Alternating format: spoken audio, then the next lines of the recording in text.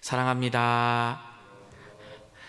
오늘 본문 앞에 16장에는 예수님께서 재물에 관하여 제자들과 바리새인들에게 이야기하셨습니다.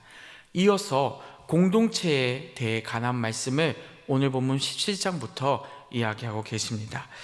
예수님은 공동체를 이루어 가는데 우리 신앙인들이 어떠한 자세를 갖추어야 하는지 오늘 말씀하십니다. 신앙 공동체 안에서 하나님의 예수님 안에서 우리가 믿음의 자세를 오늘 마음에 새기고 믿음이 자라는 우리 일산교회 성도님들 되시기를 바랍니다. 우리는 공동체 생활, 이 교회 생활을 하다 보면 실수를 할 때가 있습니다. 입으로 또 행동으로 또 일을 하다가 우리도 모르게 실수를 할 때가 있습니다. 그런데 오늘 예수님께서는 사람에게 이 실수하는 것은 매우 위험하다고 이야기하십니다. 사람을 실족해 하는 일을 하게 된다면 극악한 죄인이 받는 연자맷돌을 달고 죽어야 된다고 오늘 너무나도 무섭게 예수님이 말씀하십니다. 특별히 작은 자들, 순수한 자들, 믿음을 갖기 시작한 이 처음 온 신자들을 실족해 하는 자는 하나님이 중한 죄를 내리실 거라고 분명히 이야기하십니다. 우리는 이 교회 생활을 하며 공동체 생활을 하며 혹시 내 주변의 사람들을 실족하게 하고 있지 않은지는 항상 점검해야 한다는 것입니다. 그 사람들에게 혹시 세상 사람들과는 별 다를 바 없이 내 모습을 보여주고 있지는 않은가요? 오히려 우리가 해야 할 일은 그 사람들에게 믿음의 본을 보여주어야 합니다. 우리 앞에 믿음이 약한 사람들, 막 이제 믿음을 갖기 시작한 사람들, 순수한 사람들이 있다면 믿는 자로서 그 사람들에게 우리가 본을 보여야 한다는 것입니다. 하나님 안에서 기뻐하고 위로하고 서로를 칭찬하고 격려할 줄 아는 그 믿음의 본이 우리에게 있기를 바랍니다. 우리 역시 또 사회생활을 해나갈 때 이 모습이 나타나야 합니다. 교회 모습과 사회생활이 다르다면 그것은 문제가 있는 것입니다. 하나님께서 우리에게 믿음을 주셨을 때 그 믿음을 본받아 사회생활이나 어느 곳에서든지 하나님의 믿음을 나타내는 우리가 되기를 바랍니다. 3절에 보니 예수님은 제자들과 바리새인들에게 회개하고 용서하라고 우리가 너무 잘 알고 있는 말씀으로 이야기해 주십니다. 하나님 안에서 어린아이 같은 믿음을 가지게 된다면 우리는 자연스럽게 회개할 수 있을 것입니다. 내 죄를 두려워하게 되고 내 죄를 깨닫게 하시는 그 하나님이 두려워서 우리는 그 죄를 고백하며 하나님께 나아갈 수 있다는 것입니다. 더 나아가 하나님이 내 죄를 아시고 있기 때문에 우리는 두려워하며 내 죄를 고백할 것입니다. 또 내 죄를 회개하지 않는다면 하나님이 우리를 도우실 수 없습니다. 그렇기에 우리는 내 죄를 빨리 깨닫고 하나님 앞에 내 죄를 고백해야 합니다. 그리고 우리는 사람들을 용서해야 한다고 또 오늘 말씀에 이어 설명하고 있습니다. 여러분들은 회개하는 게 쉬우신가요? 용서하는 게 쉬우신가요? 회개하는 것은 내가 하나님을 두려워하고 내 죄를 깨닫는다면 회개하는 것은 그렇게 어렵지 않습니다. 그런데 용서는 더 어렵습니다. 내 마음에서 본능적으로 용서하는 것을 거부할 때가 많기 때문입니다. 4절에서 예수님이 제자들에게 바리새인들에게 용서하라고 말씀하십니다. 그런데 용서가 얼마나 어려운지 5절에서 제자들은 하나님께 믿음을 더 달라고 이야기합니다. 제자들은 알고 있는 것입니다. 사람들을 용서하는 것이 훨씬 더 어렵다는 것을요. 내 믿음이 자라지 않으면 다른 사람들을 용서할 수 없다고 고백하는 것입니다. 그런데 여기서 중요한 사실은요, 하나님께서 먼저 우리를 용서하셨습니다. 하나님께서는 죄악에 빠진 우리 인간들을, 어찌 보면 하나님을 멀리 떠나가 하나님을 배신한 우리를 하나님께서 끝까지 사랑하시고 용서하셨다는 것입니다.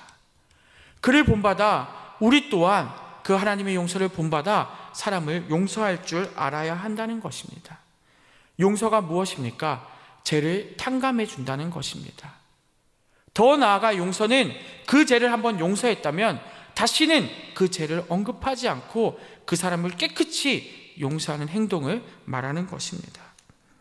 예수님은 심지어 70번에 7번까지 용서하라고 제자들에게 말하고 있습니다. 아까 제자들의 고백처럼 용서하는 것은 절대 쉬운 일이 아닙니다. 하지만 거꾸로 생각해 보면 우리가 용서하지 못할 때 우리도 용서받지 못할 수 있습니다. 다시 말하면 용서를 하지 못하면 용서받은 것이 무효가 될 수 있다는 것입니다. 다른 사람을 용서하지 못한다면 그 용서하지 못한 마음에 무엇이 있겠습니까? 미움과 분노와 원망과 불평의 마음이 우리의 마음에 가득 찰 것입니다. 이 마음으로는 믿음도 자랄 수 없고 하나님의 복을 누릴 수 없게 될 것입니다. 그렇기에 우리를 용서하신 그 하나님의 마음 닮아 힘들지만 너무나도 본능적으로 어렵지만 사람들을 용서할 줄 아는 우리가 되었으면 좋겠습니다. 그렇게 용서할 때 우리의 마음에 사랑과 은혜가 가득 찰 줄을 우리는 믿습니다. 예수님께서 이렇게 제자들에게 말씀하신 후에 7절부터 무익한 종에 대한 비유를 이야기하십니다. 제자들이 용서가 어려운 것을 알고 예수님께 믿음 달라고 이야기했습니다. 그때 예수님께서 이 믿음이 부족한 자들에게 믿음을 더하시기 위해 무익한 종의 비유를 7절부터 설명하십니다. 믿음의 사람이 어떠한 자세를 가져야 하는지 말씀하시는데요, 이 믿음의 마음을 갖기 위해서는 종이 되어야 한다고 말합니다. 종은 어떠한 사람입니까? 종은 가진 게 아무것도 없습니다. 내 소유, 내 가족, 내 재산 아무것도 가진 것이 없는 사람입니다. 더 나아가 주인의 말에 무조건 복종해야 하는 사람입니다. 주인이 어떠한 일을 시켜도 그것에 대해 묻지도 못합니다. 따지지도 않고 그 명령에 바로 순종하는 것이 종인 것입니다. 또 종에게는 보상도 없습니다. 우리는 세상에서 일을 하면 대가를 받습니다. 하지만 이 종이 받는 것은 모든 것이 주인의 결정에 따르기 때문입니다. 그 종이 살아가는 모든 것이 주인에 의해 결정된다는 것입니다. 그런데 이렇게 힘들고 어려운 이 종의 삶이 우리에게 바라시는 믿음의 삶이라고 오늘 예수님이 말씀하고 계십니다. 주님께서 오늘 본문에 말씀하시는 겨자씨 하나만한 믿음은 이러한 종의 마음을 우리가 가질 때 생겨나는 믿음이라고 말씀하십니다. 너무 작아서 보이지 않지만, 겨자씨는 정말 안 보이거든요. 하지만 보이지 않는 믿음이지만 우리가 하나님 말씀 안에서 종의 모습으로 살아갈 때 우리의 믿음이 자라게 될 것이라고 오늘 예수님은 분명히 말씀하십니다. 우리가 이러한 믿음 갖기 원합니다. 이 믿음을 가지기 위해서는 방금 말한 그 종의 자세를 우리가 갖추길 바랍니다. 반대로 내가 주인 되겠다는 마음, 또 높아지는 마음, 섬김을 받고 싶어 한다면 우리의 믿음도 자라지 않을 것입니다. 쉽게 말하면 교만하게 된다면 우리의 믿음은 자라지 않게 된다는 것입니다. 교만할 능력도 저에게 없지만 나에게 교만이 찾아왔을 때를 살펴보면 내 마음은 너무나도 좋지 않습니다. 교만할 때 보면 삶에 원망과 불평이 가득 차 있기 때문입니다. 비판하고 정죄하고 입으로 행동하고 죄를 짓기 때문입니다.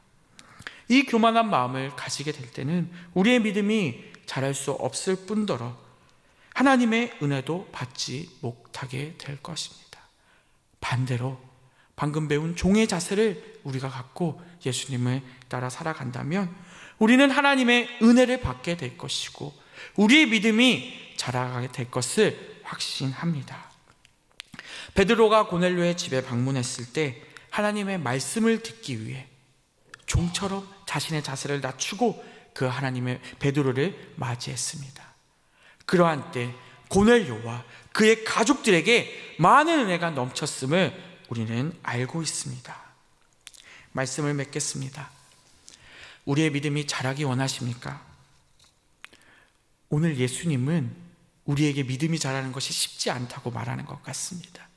너무 어렵습니다. 다른 사람들을 실족해 해서는 안 됩니다. 또 하나님 앞에 회개하고 더 어려운 남들을 용서하라고까지 이야기하십니다. 그리고 종의 자세로 살라고 합니다. 너무나도 어렵고 힘든 일이지만 먼저 예수님께서 우리에게 이 모습을 보여주셨습니다. 우린 이 예수님을 본받아서 부족하고 연약하지만 사람들에게 실수하지 않고 사람들을 오히려 섬기고 사람들에게 베푸는 우리가 되었으면 좋겠습니다. 예수님을 본받아 나를 뛰어넘어 이 일들에 순종하는 우리가 되시기를 바랍니다. 그러한 때 하나님의 은혜가 우리에게 넘침을 믿습니다.